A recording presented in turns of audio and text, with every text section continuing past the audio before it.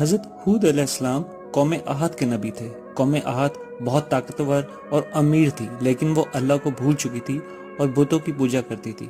हूद अलैहिस्सलाम ने उन्हें शिर्क से रोकने की कोशिश की और अल्लाह का पैगाम पहुंचाया, लेकिन उन्होंने मना कर दिया। इस वजह से अल्लाह ने उन पर सख्त अजाब भेजा, जिसमें तेज़ी से चलने वाली आंधी थी जो उन्हें बर्बाद कर गई।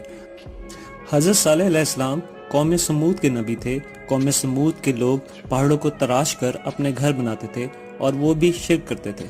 हज़रत सालेह अलैहिस्सलाम ने उन्हें शिर्क से रोकने की कोशिश की। उन्होंने सालेह अलैहिस्सलाम से मौजज़ा का मुतालबा किया तो अल्लाह ने उन्हें एक ऊँटनी का मौजज़ा दिखाया, मगर लोगों ने उस ऊँटनी को कत्ल कर दिया, जिस पर अल्लाह का अजाब उन पर आया और उन्हें तबाह कर दिया। ये दोनों कौमें अल्लाह की नफ़रत का निशाना बनी, क्योंकि उन्होंने अपने नबी का पैगाम नहीं माना।